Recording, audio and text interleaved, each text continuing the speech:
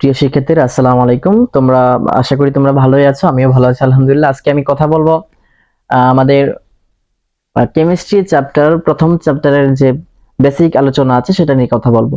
তো এখানে মূলত কেমিস্ট্রির যে গবেষণা, কেমিস্ট্রি গবেষণাগারে কি কি করা হয়, মূলত এখানে কি কি সাবধানতা অবলম্বন করতে হবে সেই বিষয়গুলো নিয়ে আলোচনা করা হয়েছে। যেমন এখানে কিছু পদার্থের তেজস্ক্রিয় পদার্থের কথা বলা হয়েছে, যেমন উত্তেজক পদার্থ, বিস্ফোরক পদার্থ, হ্যাঁ, এরপরে ক্ষত সৃষ্টিকারী পদার্থ, এরপরে বিষাক্ত পদার্থ, দাহ্য পদার্থ।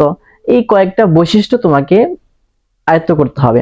দাহ্য পদার্থের যে বৈশিষ্ট্যগুলো আছে এগুলোর মধ্যে সহজে আগুন ধরে যায়, জন্য এগুলো থেকে সবসময় সাবধানতার সাথে এগুলো নিয়ে গবেষণা করতে হবে, কাজ করতে হবে। সৃষ্টিকারী পদার্থ, সবগুলা পদার্থ নিয়ে যখন কাজ করবা তোমরা, তখন অবশ্যই যে সেফটি যেটা আছে সেফটি নিয়ে কাজ করতে হবে। যেমন হাতে হ্যান্ড গ্লাভস পরতে হবে, সেফটি গগলস পরতে হবে, এরপরে মুখে মাস্ক পরতে হবে, হ্যাঁ, অ্যাপ্রন পরতে হবে। এগুলা পরার পরে তোমার গবেষণাগারে প্রবেশ করতে হবে, তারপরে এগুলা নিয়ে তুমি গবেষণা করবা। আচ্ছা, এরপরে আমি যদি বলি যে বাস্তবসম্মত কিছু প্রশ্ন আছে এখানে, যেগুলা জ্ঞান অনুধাবনেও আসে, জ্ঞানমূলকেও আসে। আগে শুনো, রসায়ন কাকে বলে? মূলত আমরা যে রসায়ন পড়াশোনা করি, রসায়নটা মূলত কাকে বলে? অর্থাৎ বিজ্ঞানের যে শাখায় পদার্থের ধর্ম, পদার্থের গঠন এবং পদার্থের পরিবর্তন নিয়ে আলোচনা করা হয়, ওইটাকে বলা হয় রসায়ন। এখন রসায়নের যে মেইন বিষয়গুলো আছে সেগুলো হচ্ছে পরীক্ষা নিরীক্ষা।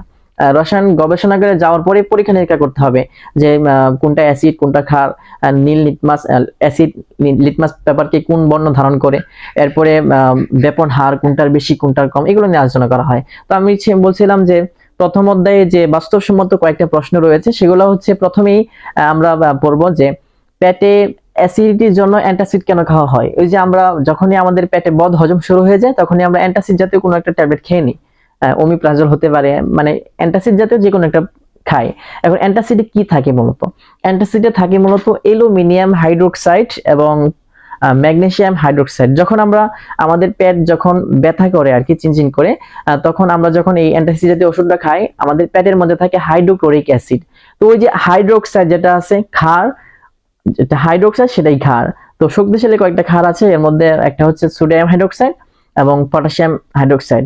তো এই যে hydroxide, magnesium hydroxide, aluminium hydroxide, যখন আমরা এগুলা সেবন করি তখন আমাদের পেটের ভিতরে থাকা, পাকস্থলীতে থাকা যে HCl আছে, হাইড্রোক্লোরিক অ্যাসিড আছে, সেই হাইড্রোক্লোরিক অ্যাসিডের সাথে ক্ষার বিক্রিয়া করে ব্যথাটাকে প্রশমিত করে দেয়। অর্থাৎ এখানে প্রশমন বিক্রিয়া সংঘটিত হয়। আমরা প্রশমন বিক্রিয়ার সংজ্ঞা জানি যে একটা তীব্র ক্ষারের সাথে তীব্র অ্যাসিডের বিক্রিয়ার ফলে যে বিক্রিয়া ঘটিত ওটা বলে প্রশমন বিক্রিয়া, সেখানে লবণ এবং পানি উৎপন্ন হয়। তো আমরা যে হাইড্রোক্সাইড জাতীয় ট্যাবলেটটা খাইলাম, আমাদের পেটের ভিতরে থাকা হাইড্রোক্লোরিক অ্যাসিড, এই দুটো একসাথে বিক্রিয়া করার পরে প্রশমন বিক্রিয়া সংঘটিত হয়েছে এবং লবণ এবং পানি উৎপন্ন হয়েছে। অর্থাৎ এখানে ব্যথাটা এইভাবে প্রশমিত হয়ে যায়। 1 নম্বর প্রশ্ন। 2 নম্বর প্রশ্ন হচ্ছে যে আমরা যে আম খাই, যে আমের সিজন এখন, কাঁচা আম টক, পাকা আম কেন মিষ্টি? এটা খুব ইম্পর্টেন্ট, বাস্তবসম্মত একটা প্রশ্ন, যে কাঁচা আম টক, পাকা আম কেন মিষ্টি। হ্যাঁ, তো কাঁচা আমে থাকে বিভিন্ন ধরনের অ্যাসিড থাকে, যেমন সাকসিনিক অ্যাসিড, ম্যালিক অ্যাসিড, এগুলো থাকে কাঁচা আমের মধ্যে। আম যখন পাকে তখন এই অ্যাসিড গুলার মধ্যে রাসায়নিক বিক্রিয়া সংঘটিত হয়। আবার বলছি, আম যখন পাকে তখন এই অ্যাসিড গুলার মধ্যে রাসায়নিক বিক্রিয়া সংঘটিত হয়, আর সংঘটিত হওয়ার পরে এখানে গ্লুকোজ এবং ফ্রুক্টোজের সৃষ্টি হয়, যেটা আমটাকে মিষ্টি করে দেয় আর কি। আমরা যে আম খাই সেটার মধ্যে কি থাকে? গ্লুকোজ থাকে, ফ্রুক্টোজ থাকে। তো আমরা জানি চিনির মধ্যে থাকে সুক্রোজ, এটা মিষ্টি জাতীয় হয়। তো এখন বুঝে নিলা যে কাঁচা আম যখন পাকে তখন এটার মধ্যে কি হয়? ওই অ্যাসিড গুলোর মধ্যে রাসায়নিক বিক্রিয়া সংঘটিত হয়, আর রাসায়নিক বিক্রিয়া সংঘটিত হওয়ার কারণে সেখানে গ্লুকোজ এবং ফ্রুক্টোজের সৃষ্টি হয়। সে কারণে মূলত কাঁচা আমটা টক